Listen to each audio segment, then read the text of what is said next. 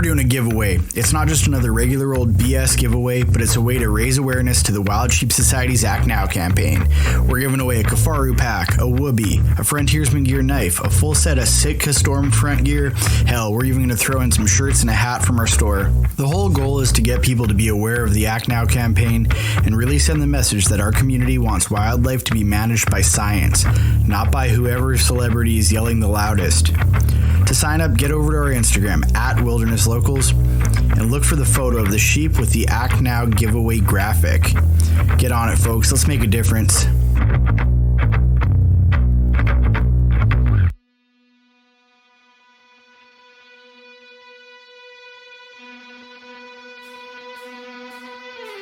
This is episode 51 of the Wilderness Locals podcast. On this episode, our guest is Chris Barker. Chris is a director at the Wild Sheep Society and has been involved with conservation in BC for over 30 years. This podcast is brought to you by Kifaru International, the toughest hunting gear on the planet, bar none. Frontiersman Gear, high quality, completely custom, handmade knives made in the heart of the Peace Country. And as always, we're brought to you by Just Shooting Arrows, BC's premier archery shop. Been involved with the Wild Sheep Society for over 25 years now, I think. Mm-hmm. Started off with the Rocky Mountain Elk Foundation when they were in Canada, and co-chaired a chapter in Victoria, and we did about 3 or 4 banquets, and then they pulled out of Canada, and then I kind of was looking around, and some of my buddies were talking about the Wild Sheep Society, so I went to a convention and did a couple of conventions, and then they were looking for the treasurer on the board. So that's kind of how I got involved, and always got an interest in conservation and, you know, kind of giving back, and just kind of got into the hunting thing, but it kind of went hand in hand, you know, being in the outdoors, hunting, but also the conservation component and actually trying to look after habitat. And obviously the emphasis on that now is, more on the landscape for everybody that's involved, right? Mm-hmm. Yeah, it seems like Wild Sheep Society's focus has changed a little bit, or maybe they've become more vocal in the last little bit about olive hunting, not just sheep. Yeah, it was one of those evolutions. I mean, it, you know, as a group, you know, there's a kind of a group of 5 or 6 of them that have been there almost from the beginning.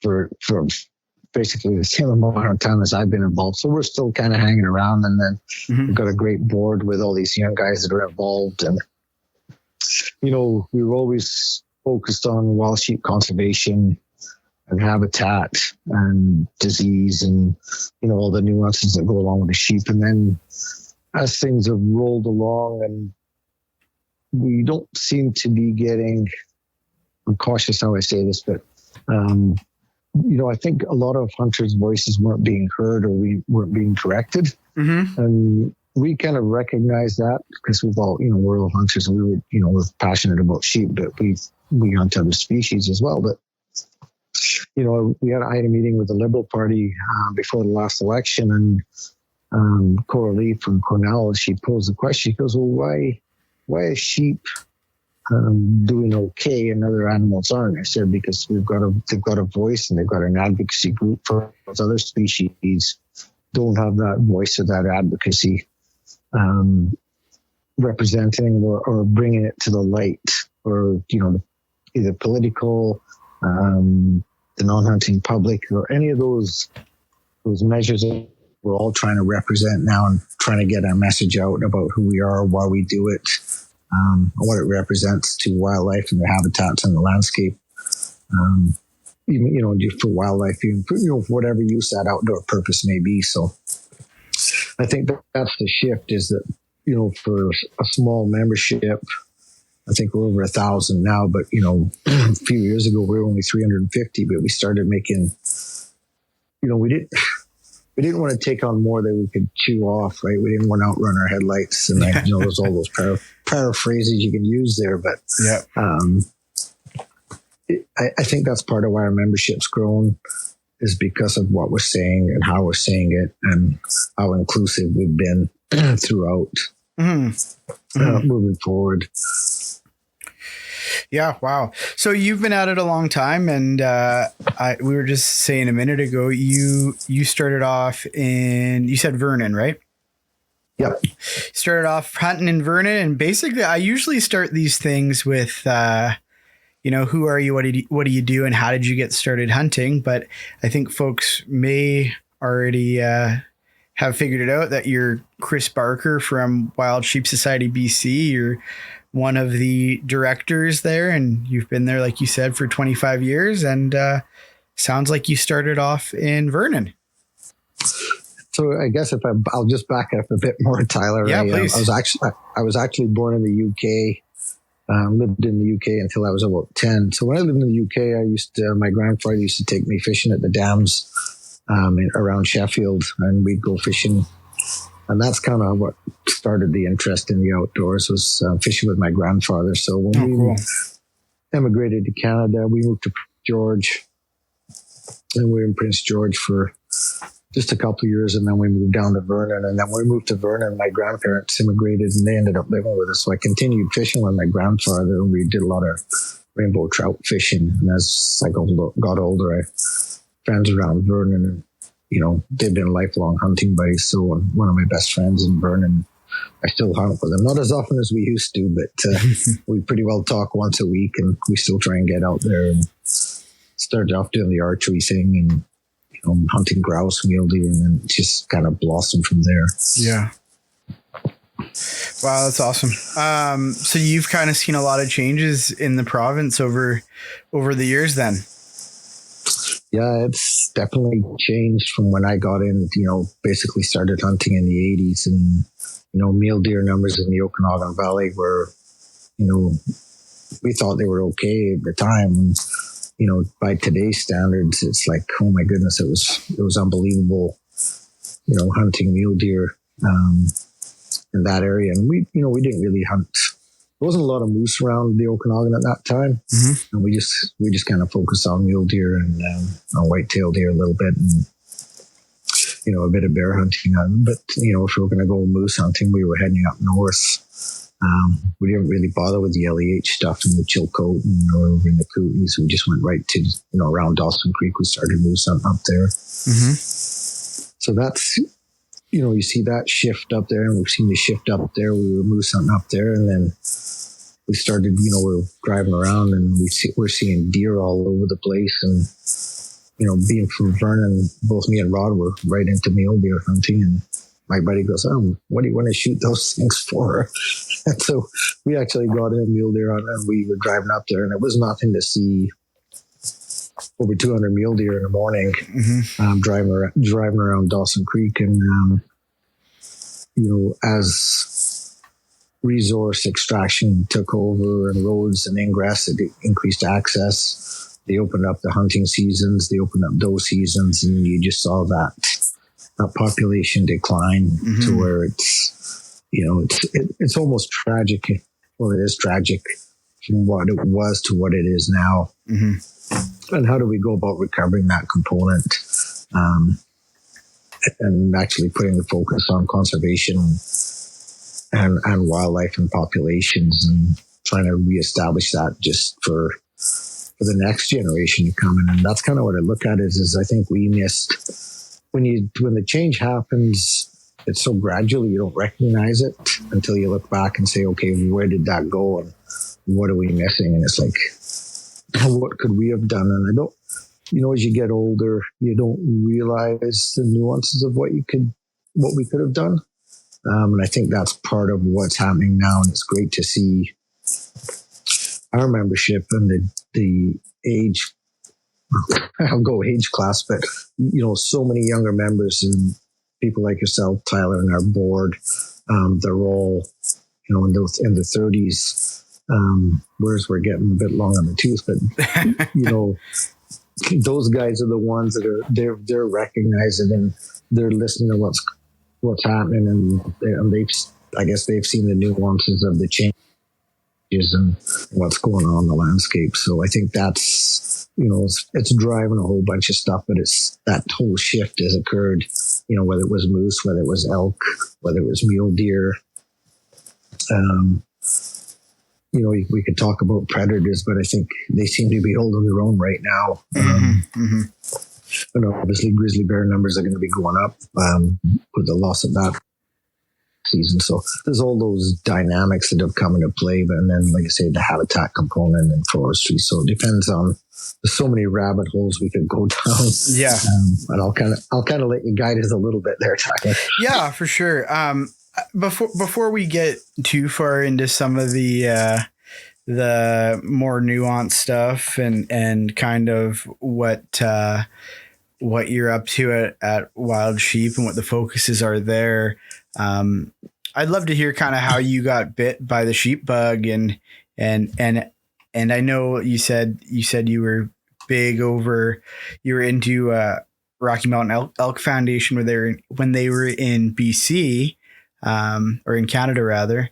What was Rocky Mountain Elk Foundation instrumental in some of the transplants that happened back then?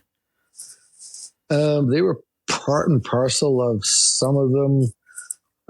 They were more focused on the habitat stuff. They did move some of the elk around. There was a lot of habitat stuff that went on the Kootenays. And I'm just trying to remember the dates, whether some of the funding went to the original transplants from Vancouver Island. And I think it may have been just after the Elk Foundation disappeared, but definitely HCTF and potentially Rocky Mountain Elk Foundation transplants from Vancouver Island over to Seashell and Powell River were the key to see those populations just explode and blossom and expand like they have up Pitt River and the Harrison and all that country. Mm-hmm. But they were more focused on habitat stuff. And maybe that was part of the dynamic of why they kind of ended up fading away. It was more, the banquets chapter component was fun and it was great and we were raising this money, but we didn't really see how the money was spent or where it was benefiting on the ground. And kind of diving into a little bit of what I do now for Wild Sheep Society BC. I'm the projects chair. But to me, our members need to know where our money is going on the ground. Mm-hmm. And that may be a carryover from the Elk Foundation that I didn't really know where the money was going or how it was spent. And to me, that's a big, it's not a weight, but it's a responsibility. I feel that as our members step up and they support all our fundraising mechanisms, be it raffles, conventions, whatever it is, mm-hmm. We're trying to get as much money back on the ground, and it's so critical that we can communicate that back to our members that this is where your money's going. This is how it's benefiting wildlife on the landscape. This is what it's doing for sheep, but it's going to help mule deer, moose, or wherever we're doing whatever we're doing on the landscape. So I think it's tied in, but sheep has definitely driven that component. And I think you were heading down that question of how I always had a passion for sheep, and I'm not sure why it was there or what started the driving component.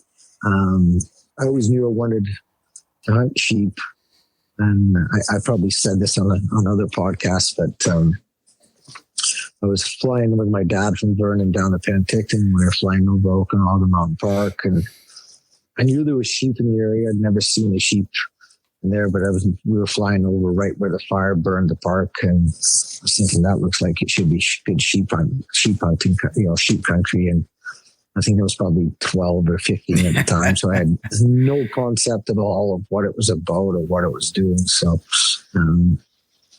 that was probably my first real interest in sheep. And then, that sheep hunt, when we finally got into the mountains and the whole ball of wax, it was like, okay, this is just unbelievable and nothing really compared to it. So I think that started the initial interest in the sheep and the sheep hunting and the sheep conservation. That kind of got the needle into the vein. Yeah. They say if you're going to be a sheep hunter, you're either going to love it or hate it. And if you get bit by the sheep hunting bug, you're done. I always refer to it as like the mob. Once you're in, you're never getting out. I need to I need to spend my time in the woods wisely then, and maybe hold off doing any more sheep hunting in the near future. I have a lot of stuff that I want to accomplish. Yeah, I'd just do whatever you can do. And if you can get your one sheep hunt or two sheep hunts in a year, do it. You'll never regret it. Yeah, for sure. Yeah, you were saying how you feel it's important for the members to know where their money's going. And something that really surprised me with Wild Sheep Society is when I signed up to be a Monarch member, the guys over there, they shoot you an email and, hey, where do you want us to spend this money? It's like kind of blew my mind a little bit, Yeah, it was. And that was one of the things that when we were doing it is we don't want to, obviously supporting fundraising, but we wanted members to be able to feel like they had to say where they wanted their money to go and where they wanted to have the most effect. And it was near and dearest to their heart. So if you're saying you want it to go to disease research or to heritage or whatever the options are, the members have the choice of that, because then I think it also drives ownership for somebody that's making that significant contribution, that they do have an important say, or they have to say where their money is going to go, and they can feel like they own it. So, and again, it comes back to being, I think, that responsibility from the Sheep Society of that interaction between the members. We're not just, here's your magazine, here's your stuff. We're trying to make that personal connection, right? It's, as you become more successful, it gets tougher to be that intimate with as many members as we're getting. But like I said, we have a great board, and we try and reach out and talk to as many people as we can. And like I said, it's a family, right? It's the sheep family. WSF, Sheep Foundation in the US.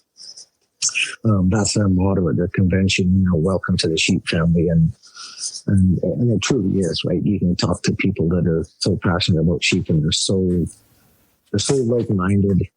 And it's really, you're really seeing it in British Columbia now. It's really cool to see how these dynamics have played out. Yeah. Yeah, it's wild. I mean, like, I think when I signed up, there was 516 guys ahead of me for Life and like 90 guys ahead of me for Monarch. I mean, that's substantial.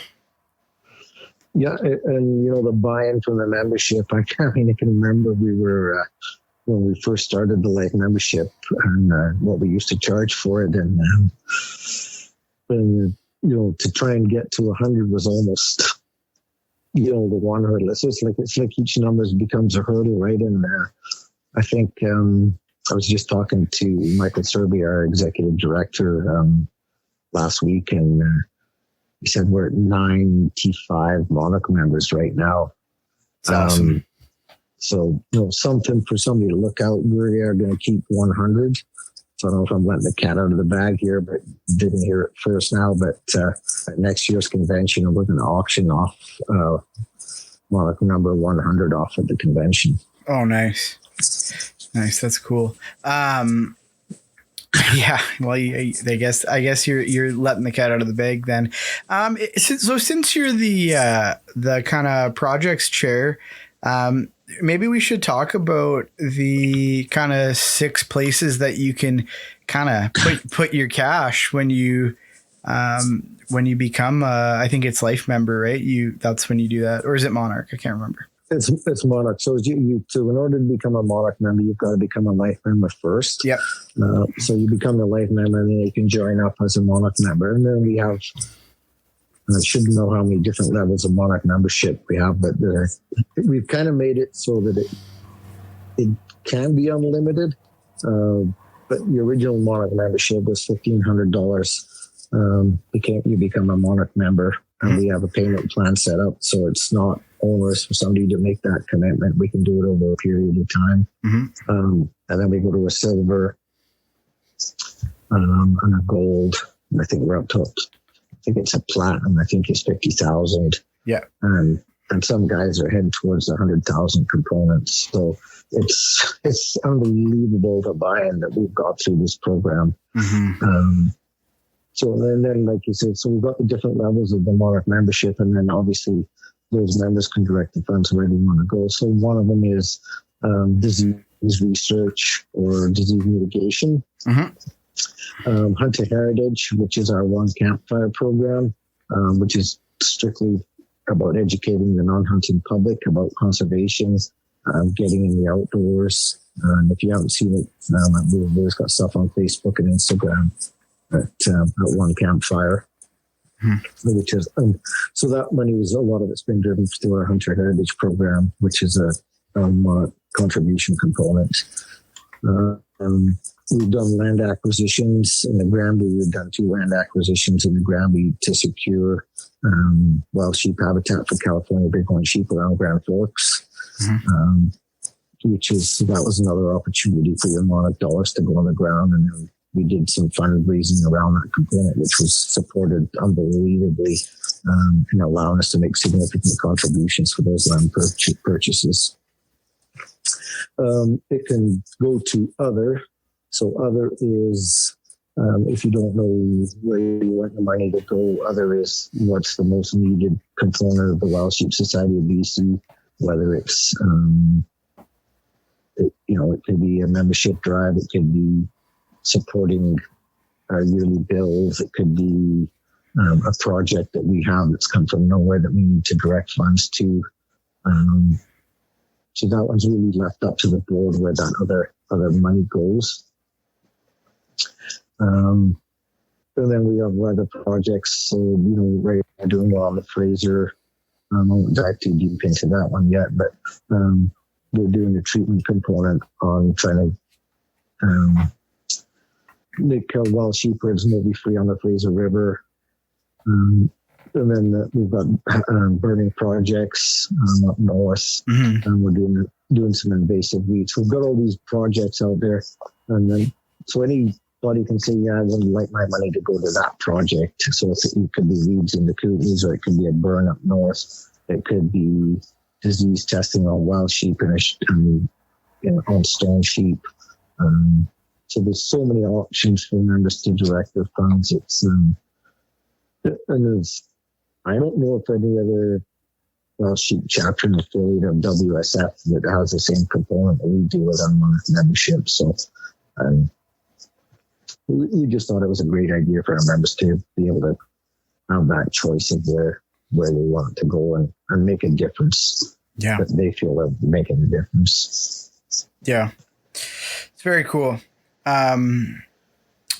It sure makes you feel involved when you get that email and they ask that question. I had to ask a half dozen people. I asked you guys' treasurer, Greg, that I chat with quite a bit there, or secretary rather.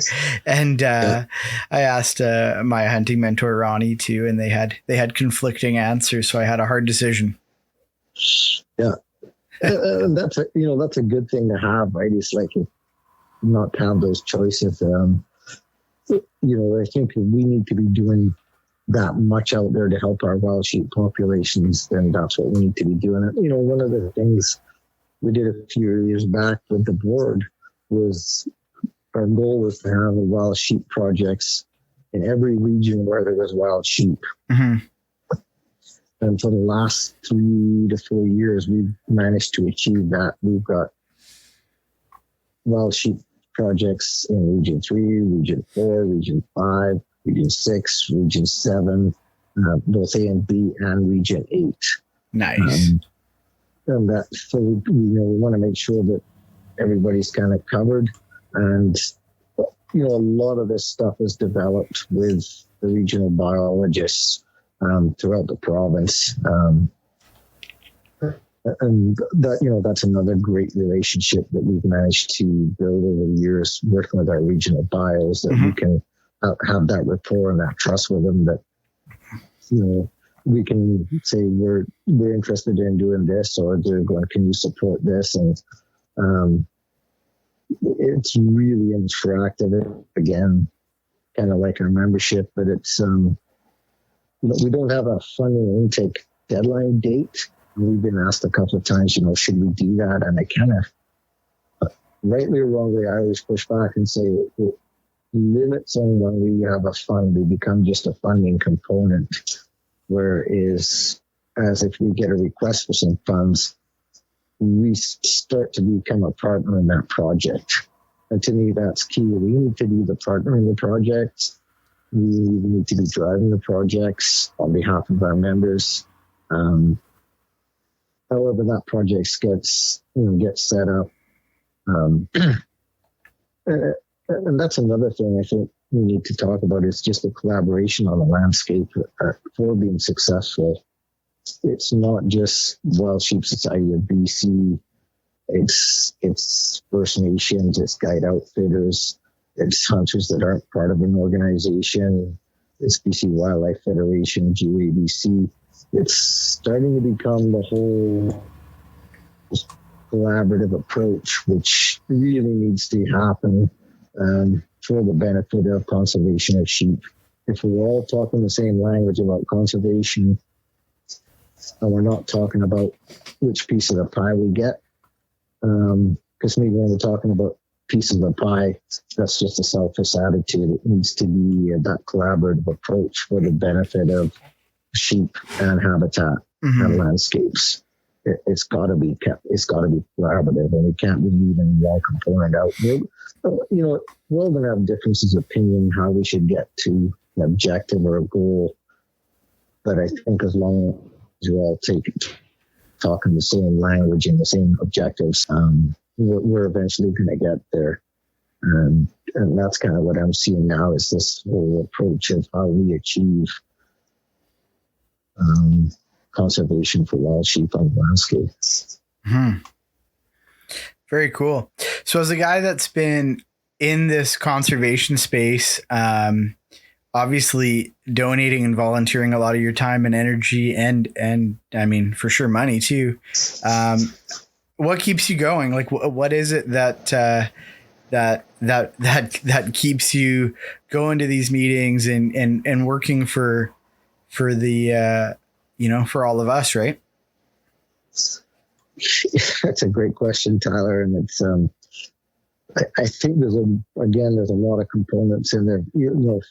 First off, kind of comes to mind, it's the people that you get to meet from all over North America. And like I said, I was fortunate enough to sit on the Wild Sheep Foundation board for 6 years. And, Carl Stelter, our president, still sits on the Wild Sheep Foundation board. But just the interaction with all the other chapter and affiliates and all those other like-minded people from all over North America, it is, if you ever get to go to a chapter and affiliate meeting, go and it'll blow your mind.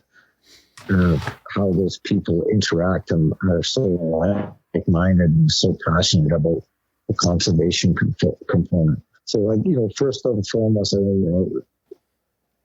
people kind of keeps you going, but being actually getting out on the landscape and being actually getting involved in projects, it's so rewarding, but it just re-energizes that component.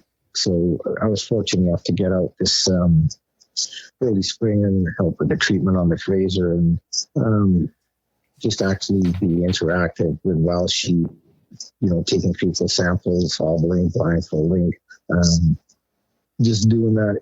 And once you've done that, it keeps you driven, it keeps you going back, but it is so rewarding. And I guess if I kind of back it up just a hair, I've been fortunate enough that as I did get involved when we were still doing transplants of sheep, Wild Sheep Society of BC, we managed to get involved with sheep transplants. And I had a horse to stock trailer, so I managed to move all the sheep in the stock trailer. So I was fortunate enough to do transplants from the National List to Okanagan Mountain Park. Oh, wow. So we did a couple transplants there. We did transplants out of Kamloops, from the Harper Ranch, and from just below the airport. And some of those sheep went onto the Fraser at Big Bar, Alkali Lake. So went back to Okanagan Mountain Park. So I was fortunate enough to move probably about 100 sheep around the province. And again, very hands-on. capturing sheep and putting them in the horse trailer. And again, taking samples and just being up close and personal with them. That part, I can't explain how rewarding that is. So if we ever get the opportunity where we're transplanting sheep or we're doing something with sheep, if you get that opportunity, Tyler, take it. And I can't, like I say, words don't explain how rewarding it is, but it is. It's probably as rewarding as harvesting your first sheep, but you're giving so much back by doing what you're doing.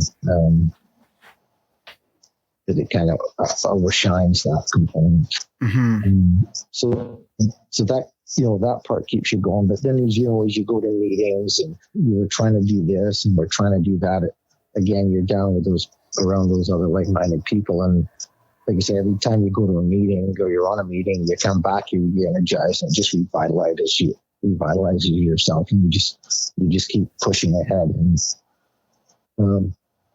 I said a long time ago, I realized disease was going to be the issue that would limit our wild sheep populations in BC.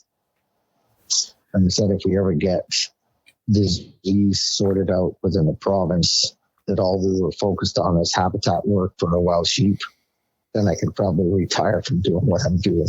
And sometimes I think we're getting close with the disease issue, and sometimes I'm not. But we're getting there. We're as close as we ever have been about resolving the issue. I just hope we get over the last hurdle. So that's a lot of what's kept you going. And I think I remember driving up north with my buddy Mike Southern, and every time we were driving up north, we'd be talking about what can we do for sheep and how do we could do this at the convention. We could probably raise some money this way, or what about doing this? And so there's a lot of people that are still interactive, but then you've also got those mentors that were there. When I first got on the board, Glenn Coonsville, he was our president for a few years, and he was, the same kind of person, but very, very engaged. And he said something to me. He goes, we've got enough studies. We really need to be spending our money and getting that money on the ground that is going to benefit our sheep population. So that's something I always kind of carry when we go into projects. That is it going to have an impact? And we've had to do some studies, and we've had to put science behind what we're doing, especially around disease. And that science is going to become critical. So we've had to do some studies, but ultimately there's going to be a benefit to sheep that they're living out there every day in British Columbia. Mm-hmm. Well, I mean, you guys are and have been doing phenomenal work for a long time.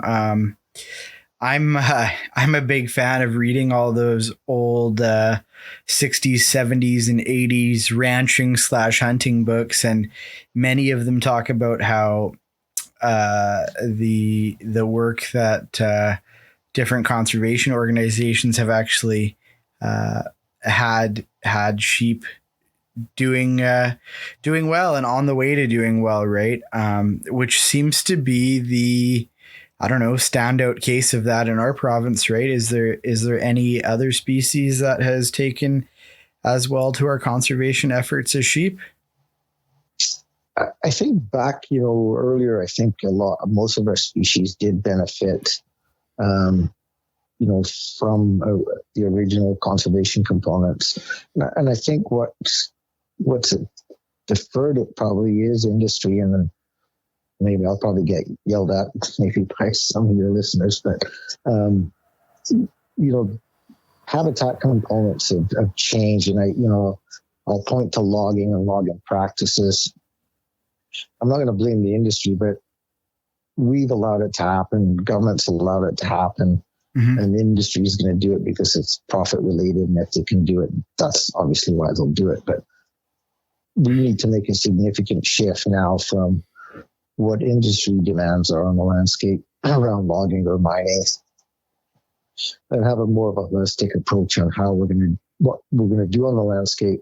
So it's not going to be detrimental to moose, elk, deer, sheep, mm-hmm. And make it fully interactive where we can still have industry out there, and we can still have sustainable logging.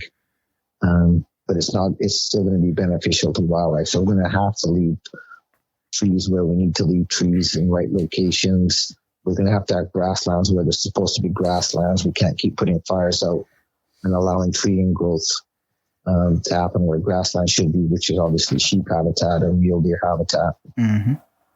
So we need to be focused on how we can achieve these objectives. And I think that's something, again, and I keep saying we need to sit down with industry and have these discussions, because there's going to be room on the landscape for everybody.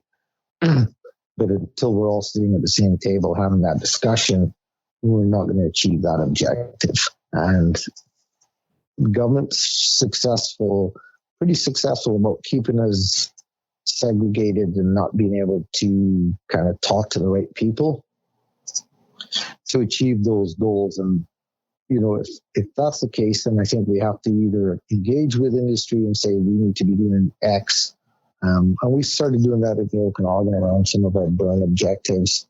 John Davies is a great supporter of ours, but he does a lot of our burn planning and stuff, and he's reached out to Gormans, and they've actually helped with, logging here and not logging in locations and putting fire breaks for communities. And, that's a benefit that, we were looking at it. I guess when we looked at the Okanagan, we said, when I was living there, I said, we need to do this these are where all our sheep herds are. What can we do? This is where we need to thin trees out. This is where we need to burn. So we kind of started looking at all these locations, and John started assessing them and analyzing all these. And then we started to head down the path of where we could actually do stuff. So we were successful in doing some thinning projects, kind of on the east side above Penticton Creek and Ellis Creek. We did a couple of thinning projects in there, and then looking at trying to get some burns in there. And then that's been taken over by wildfire, and they're starting to do some of those projects. So, that's a case of where we did work with industry. We did work with towns. How do we protect those towns from, let's put some fire breaks and let's move that timber line back a bit away from our communities, and that we're expanding into those areas that we can be, again, having that collaborative approach of making that difference. So I think that's what's going to happen on a larger scale throughout the province, around logging, around mining, whatever that is. Whatever we do on the landscape out there, it's going to have an impact on wildlife. Mm-hmm. And I think that's just something we need to realize, and we need to be able to address it. We're not going to mitigate it all, but let's mitigate 90% of it instead of not mitigating 10% of this. Is how I'd look at it right now, because you can look at roads, the amount of roads we have in the province, the amount of harvestable timber that's left, the amount around beetle logging that went on, all these different things that have happened on the landscape. But what are we going to do to change that, to make sure that we can go in the right direction? To get these forests back and then start to make a sustainable logging industry again, because the way that we're logging right now, it's not sustainable. And I think we've got past that point. So we're going to have to slow the logging component down a bit, I would think, and then try and get that forestry back to where we need to and make it interactive throughout, right? Mm-hmm. Yeah, that makes a lot of sense. I mean, I read a book recently, and I'll leave out the name and the author of it, but he was talking about how when they were moving into a particular area that I love to hunt today, when they were first cutting it, they had promised all the different, hunting outfits and biologists that were working in the area that they were going to do this really methodical kind of time-based cutting strategy where they would cut one block and not be back there to cut the neighboring block until the first block had matured, yada yada. And I think over the course of only a couple of years they had cut all of it. And money drives a lot of it, it seems. Yeah, and I think it's driven, but again, I think it comes back to, and I brought it up with our guys. Our board is everybody needs to start looking at FERPA and how FERPA is used and how there's no accountability through FERPA, which is, what's the acronym now? It's forest. I should remember, but we might have to look it up, Tyler, and let the listeners know. But forest range practices. Forest. I'm going to screw it up. But anyways, it's got all the components for wildlife, for fish, for logging, and how everybody needs to manage to these 10 directives. But the managers don't really manage to those directives because they're forestry industry driven. So they're not managing to those directives, or they're not putting the science behind what they need to be putting behind to make sure they are looking after wildlife, or they are looking after our streams for fish. And there's no accountability created within FERPA to say that that manager's not doing it correctly. Mm-hmm. So there's a lot of stuff, and I think if people want to look at it, they'd be quite upset once they started looking at where there's missed opportunities with how FERPA was created and what it was meant to do. Mm-hmm. And that FERPA is almost that collaborative approach, but it's never been used in that collaborative approach. Yeah. It's Forest and Range Practices Act, and for folks that want to see it, it's under the legislation and regulation pages on the provincial websites there. It's pretty. Perfect. Thank you. No worries. Interesting stuff for sure. So one thing I do want to get into is I missed the perfect segue because I wanted to talk to you more about conservation stuff here, but you mentioned the work, the conservation work that you do being as satisfying as harvesting your first sheep or killing your first sheep. So I'd love to hear about you maybe as a young guy getting into sheep country. Yeah, so probably I'll start it back off. So me and my buddy Rod Ellis, everybody was going to the Kootenays and hunting elk, and we had a friend of ours, Doug Field, that lived in just in Grand Birch, just south of Dawson Creek. Mm-hmm. And we said, well, we're going to go to Dawson Creek. We're going to go moose hunting. So we went moose hunting up there for 4 or 5 years, and we were successful every year in harvesting our moose. And we said to Doug, we want to do a horseback trip. We want to go to the mountains. So this is kind of how it started off.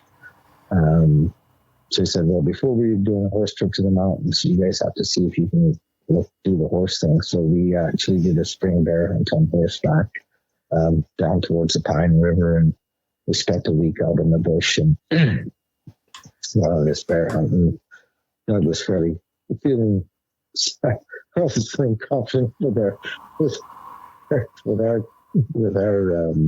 talents, but he said, yeah, we'll start planning to do this horse trip to the mountains. So we did 2 or 3 trips to the mountains, and then we I think one year we said, well, we're going to do a flying trip. So when we did it, we were going to fly in, and we flew into Tetsa Lake, and we were planning on hiking out on the back of Tetsa, and then hiking over to Shoulder Lakes, and it was kind of a combination sheep caribou hunt.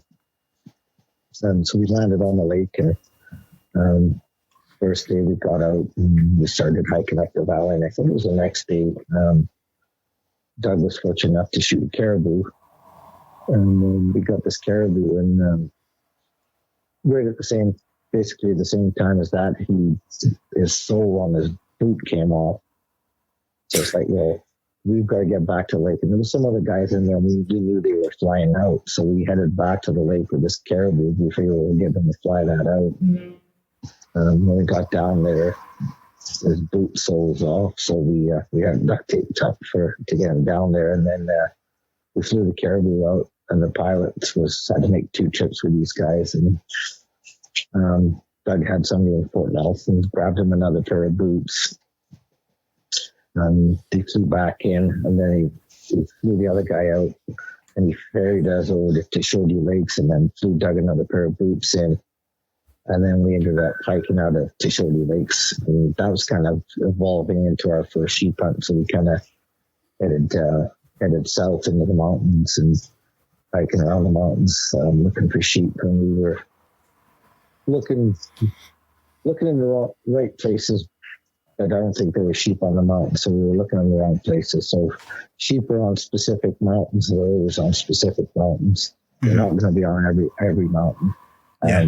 So that was kind of our first lesson. But that trip, we ended up harvesting two great old rams, both myself and Doug.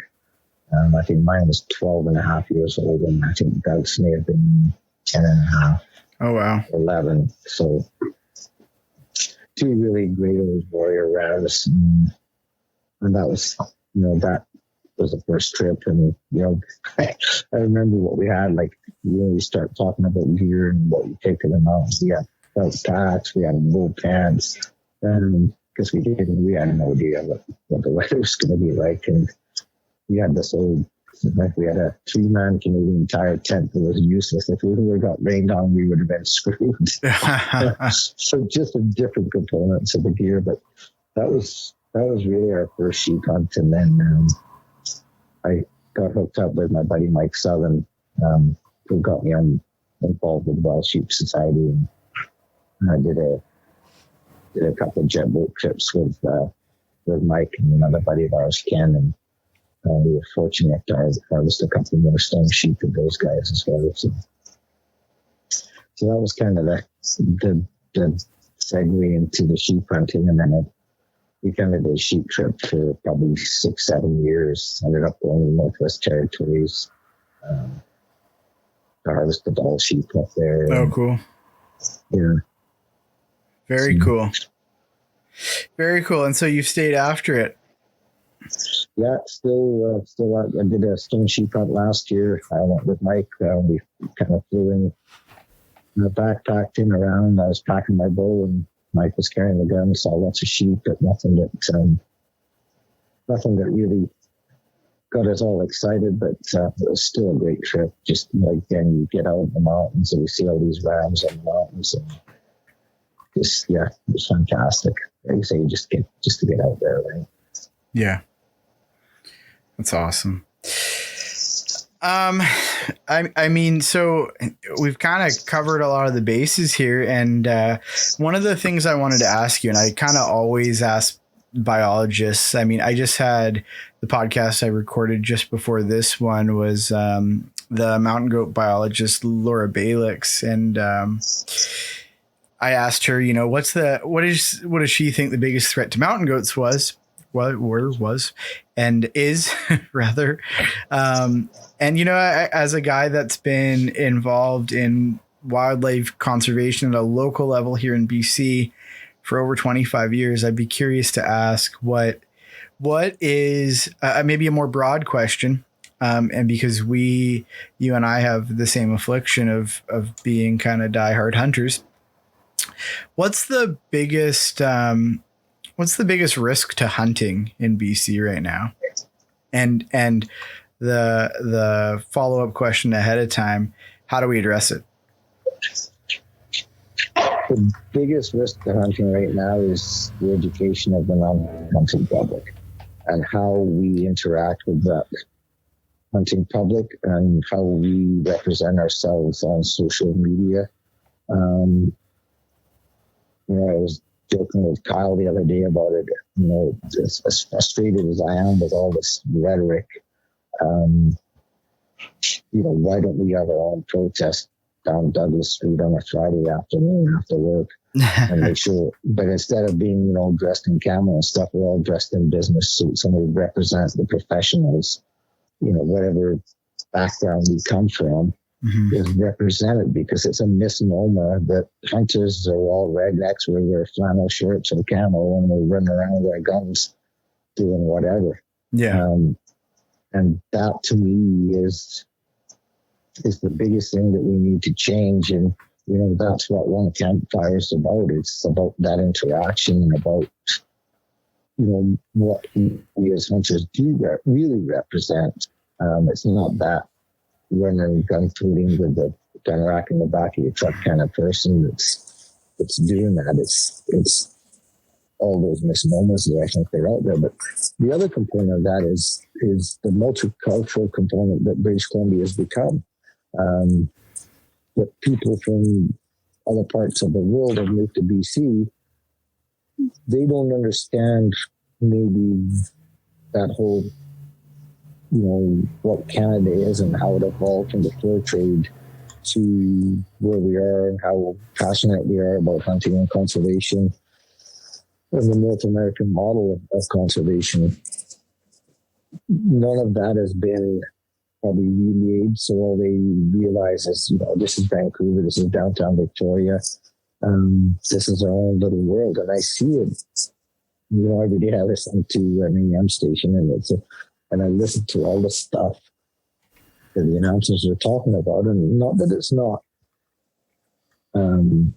newsworthy, but trying to get a conservation of a sheep issue on the news or in the media is damn near impossible. And I talked to, I was on breakfast television last year, and I still think I don't get why the news or the media doesn't cover a conservation story or a wildlife story, once a week about what's going on, whether it's Wild Sheep Society of BC or BTWF or whatever group it is, what we're doing for wildlife and what we're doing for habitats.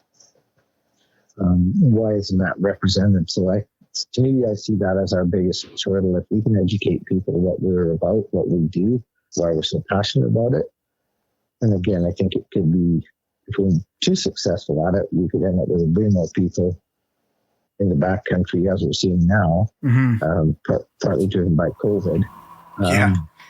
But again, that's back on how that wildlife uses their habitat. So I think the education component is the biggest thing that we need to change. We need to change that whole perspective. How we go about doing that is engage. And again, I've had this conversation numerous times, is on a one-on-one with a non-hunter, and we talk to those people, we can probably have them agreeing with our philosophies on what needs to happen. But if you assume we can't have those one-on-one conversations with everybody in BC. Mm-hmm. And the biggest struggle is, how do you get to that mass component? And obviously social media is one aspect of it. And again, like I said, that's where Lone Campfire, and there's other programs out there. We're looking at another thing that obviously we just, we just had delivered 20,000 letters to the legislature for our Act Now campaign, which is geared around that component of, losing opportunities. And I hate the word opportunities, but losing that chance to get out in the wilderness to hunt a specific species, whether it's a bear or a sheep, it doesn't really matter. I still love to go out and bear hunt. Mm-hmm. Do I harvest a bear every year? Obviously, I've harvested a bear in 10 years, but I've been out probably 6 or 7 years now. Mm-hmm. It's not about the harvest, it's just about getting out there. Obviously, I'm looking for a specific animal, and I want to be able to shoot it with my bow. But I think how do we have that? How do we tell that story to somebody unless you can actually sit down face to face? Yeah. And because social media is like a 15 to 30 second message or retainable message component, it's really tough to get that out there. So I'm not 100% sure how we do it, but I think we're starting to move in that direction. And I think all the groups are doing the same thing. They're starting to be collaborative and do that. And, somebody that's wants to go view bears, or they want to take pictures of wildlife, they all want the same thing that we do. The only difference is that we're making a harvest, and we're killing an animal, or harvesting an animal. But other than that, they want the same thing. They want to be able to see that grizzly bear over there. They want to be able to see it in its natural habitat, the same way as hunters want to be able to see that grizzly bear in there. I'd still love to go back and, I don't need to shoot a grizzly bear every year or every 5 years, but I'd still like to be able to go out there and hunt grizzly bear if I had that chance. Mm-hmm. Yeah, absolutely. So I think, those are the things I think is if we start talking to people, those are the conversations I think we engage in. And I think when we do, we don't get mad. We don't swear at people. We engage and have that conversation, and we present our perspective. We also need to listen to their perspective, because sometimes people will have a perspective that is, again, it's going to be different, but it's not going to be that far off of what ours would be. Yeah. So I think that's something that needs to be, I think relayed to everybody. If everybody could do that, I think, if everybody went out and talked to one person or 5 people, all of a sudden we're starting to affect mass change. Mm-hmm. Instead, I think we bury our heads in the sand a little bit, and we just confine ourselves to our own groups. And again, I made no reference to religion here, but we're preaching to the converted if we're just talking to hunters. Yeah. We need to get outside of our bubble and be able to expose ourselves and be open to getting criticized and not be afraid of being criticized. And yeah, there is the radicals out there, and obviously we can see that. I mean, I was working downtown, and it was the Fairy Creek protesters down there, and I agree. I don't think we should be cutting down the old growth forest to where we've cut them to at this point in time, because, again, that's habitat that's affecting a whole bunch of species in there. Mm-hmm. But, they protested, but then they took red paint and threw it on a statue. And then somebody's got to go clean that up. Yeah. So how is that beneficial to your cause by having, for lack of a better word, because it would have been taxpayers that paid for it to get that cleaned up, but also what are you damaging by the environment by throwing the red paint? Because I don't care what kind of paint it is, even if it's water-based, it's still got some chemical in it. So, the rhetoric around some things needs to be, you're going to have that perspective. I think if we have a calm perspective and we represent ourselves correctly, respectfully, and be collaborative about it, I think that's how we're going to win moving forward, and manage to keep hunting on the landscape for the people that are passionate about it. Mm-hmm. Yeah, I had Steve Hamilton on the podcast with Greg, talking about One Campfire and kind of the One Campfire initiative and all that stuff. And it's great. I couldn't agree more with what One Campfire is doing. And we've kind of made it a little bit of our mission here on the podcast to help give people the ammo that they need. And one of the ways that I'm trying to do that is by asking guys like you and asking people outside of the hunting space, like the biologist that we had on the last episode, Laura, how what's your reason for hunting? Why do you hunt? How can we explain that? Laura gave a 15-minute explanation of why hunting is good from a science perspective. But one of the best answers we've had so far, I think, is when we had Jim Shockey on, and I said, Jim, how do we deal with it? How do we deal with, the non-hunting majority, and how do we get them to turn a leaf? I can't remember the exact wording of the question, but he said, Tyler, the deal is he goes, 10% of the population hunts, right? These are rough numbers, obviously. And he goes, 10% is the extreme anti-hunter, vegan, whatever, right? And he goes, that 80% in the middle is kind of ours to lose. And kind of what he was saying is exactly lined up with my experience, and probably your experience too, where when you actually take the time to have these one-on-one, face-to-face conversations with people, or even on social media, when you get into it and you explain your why and what you're trying to achieve, and be honest about it too, all at the same time, people are usually pretty receptive, I think. And I think that's something that as a hunter, it's really easy to be super jaded and, like you said, swear at people and be aggressive or be angry or whatever, right? When people are coming after something that we're so passionate about and something that we love so much, it's almost impossible not to get fired up. But I think it's important that it's sort of our fight to lose, right? Totally is, Tyler. And I think, we've been losing that battle for 30, 40 years now, at least. And because the numbers were so much higher with hunters in the field, we never thought that we'd get to that point. Mm-hmm. And totally, and I mean, I've used those numbers as well. That 80%, that's what we need to influence. And how do we go about influencing that? And like you said, having a one-on-one conversation. Like, one of the first podcasts I did with Adam Yankee, and I said, we need to go take this to Whistler. We need to engage people in Whistler and have that conversation about why we do this. So, what's your perspective? This is our perspective. Yeah. And you start talking, but, don't look for differences. When you're talking to somebody, you're going to be, if they're coming from a, further left position than you are, I don't mean politically, but you got to start looking for the common ground first, mm-hmm. right? And okay, what do we have in common? What do we want to see together? Yeah, and start discussing that. And then, like I said, I was alluding to before, is if we start looking at all our common objectives, we're going to find that we have probably 80% of our common objectives. So whatever perspective you're coming from, they're going to be common ground.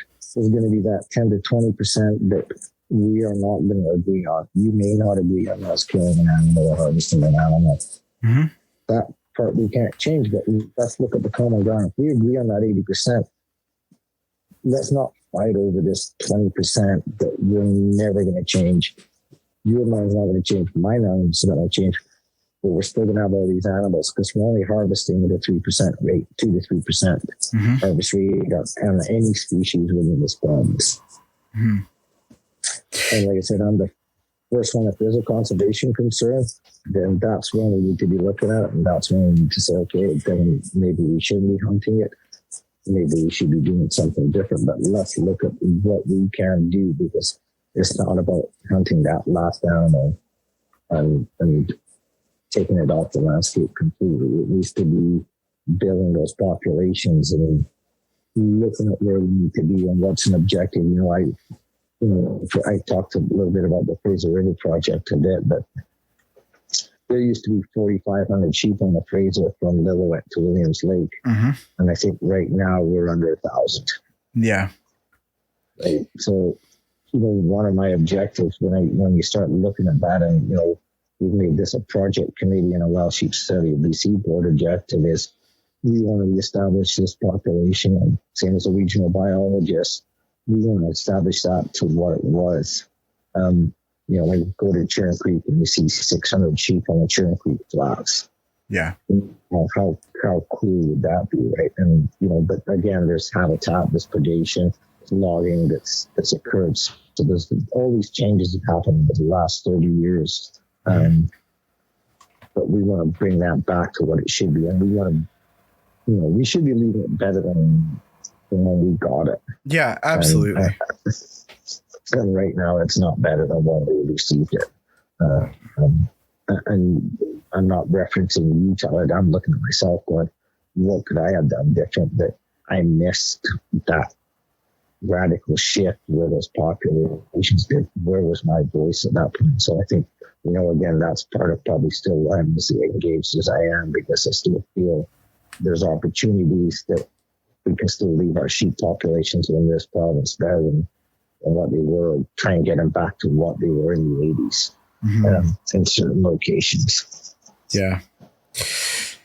Yeah, it's so important. And I mean, yeah, like when you approach these conversations in a,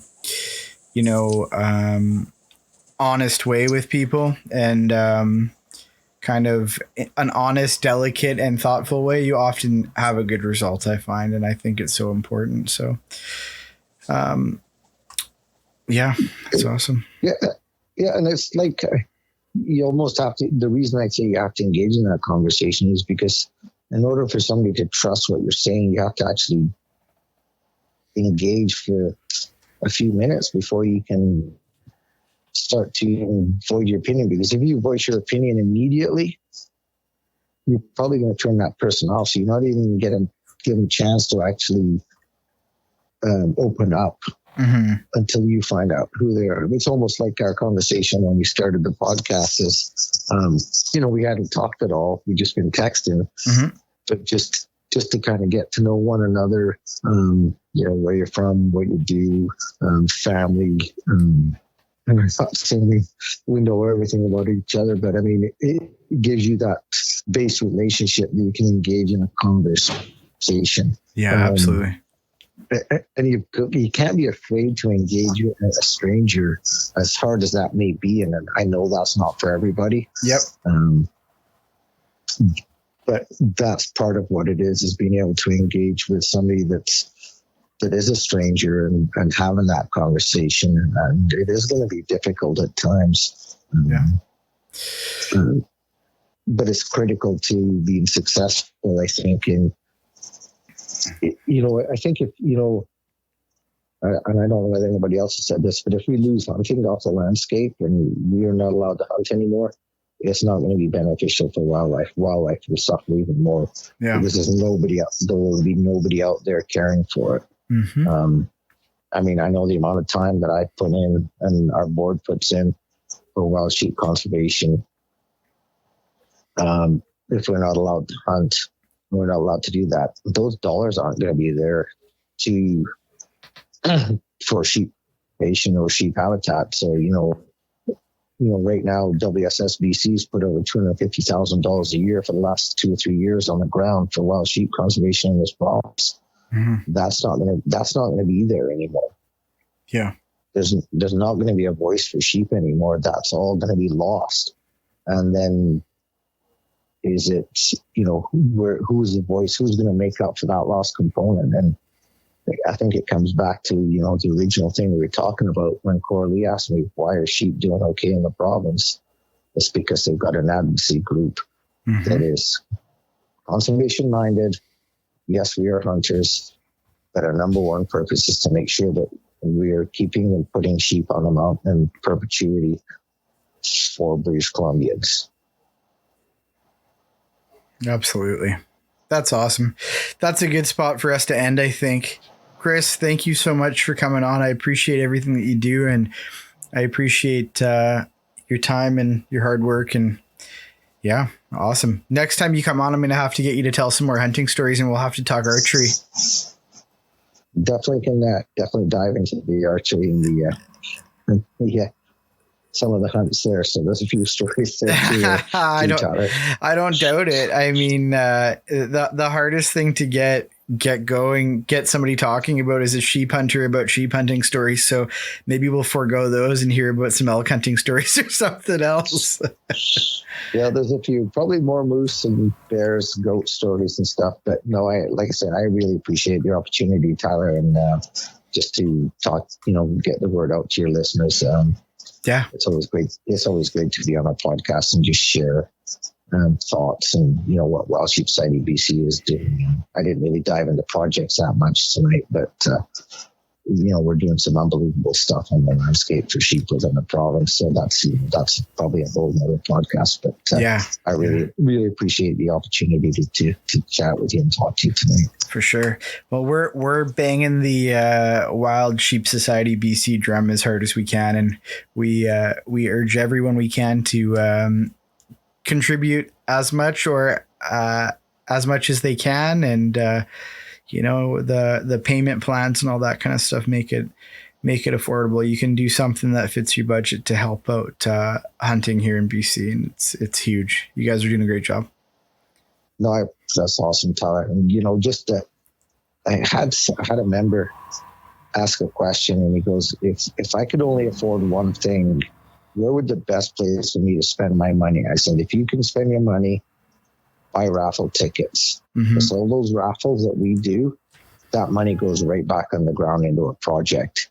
And it also gives you the opportunity to win something. So if you've got X amount of dollars and you want to do the most for conservation, buy a raffle ticket. And I don't know whether you talked about this or not, but the last raffle we just launched, the sheep camp, sold out in 36 hours. Awesome. You can't get that kind of support. So that's our membership and non-members buying those raffle tickets. That to me just blows my mind and just shows you what the belief for membership that they have in the board and what Wild Sheep Society of BC is doing. So, like I say, truly appreciate it, Tyler, for getting the word out and supporting us. Yeah. Thanks so much for coming on, Chris. Thank you so much. Have a great night. Thanks for listening to the podcast. If you enjoyed it, please subscribe and leave us a review. If you want to support the podcast, please check out the gear on our website at wildernesslocals.net.